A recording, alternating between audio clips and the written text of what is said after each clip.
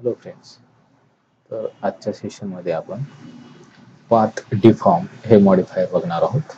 Okay, first of all मी काय करेल, फ्रंटमध्ये जातो आणि इथे एक 2D ऑब्जेक्ट या ठिकाणी असा ड्रॉ करून घेतो.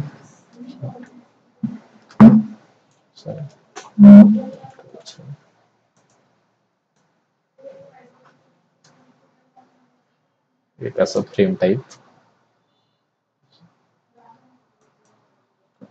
झेड 2D टाईप मध्ये आपण ड्रॉ करत आहोत. ओके, एक डोअर फ्रेम टाईप आपण याला क्रिएट करू शकतो. इथे मी पर्स्पेक्टिव्ह मध्ये जातो. पर्स्पेक्टिव्ह मध्ये आल्यानंतर मी या ठिकाणी 3D ऑब्जेक्ट ड्रॉ करून घेतो बॉक्सने.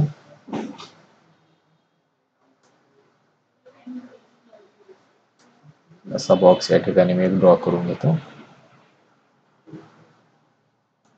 ओके, अशा प्रकारे एक बॉक्स मी या ठिकाणी क्रिएट केलेला आहे. आता त्या बॉक्सला मला मॉडिफायर अप्लाय करायचा आहे, डिफॉर्म.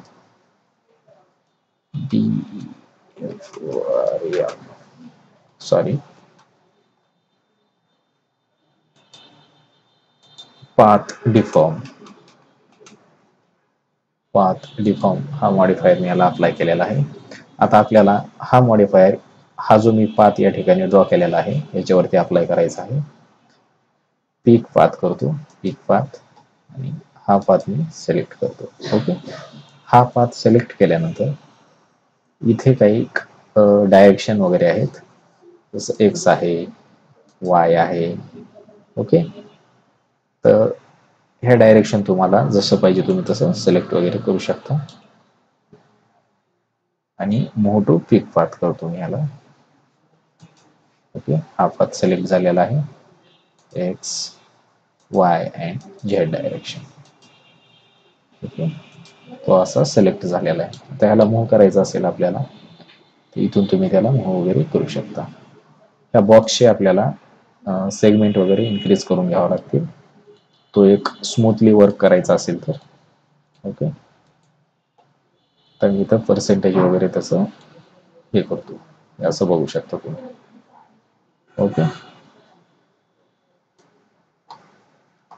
तुम्ही एक फ्रेम अशी या ठिकाणी बनवू शकता.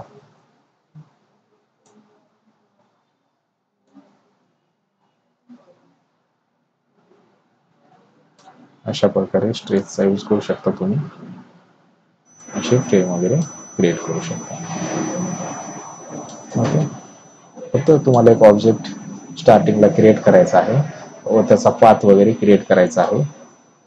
पाथ क्रिएट केल्यानंतर तुम्हाला तो पीक पाथ करून त्यानंतर इथं तुम्हाला स्ट्रेच, रोटेशन वगैरे तुम्हाला या ठिकाणी करायचं आहे आणि ॲक्सिस वगैरे सिलेक्ट करायचे आहे. जसं मी झेड ॲक्सिसमध्ये केला आणि ह्याला तो अप्लाय केला. Okay, so thank you friends.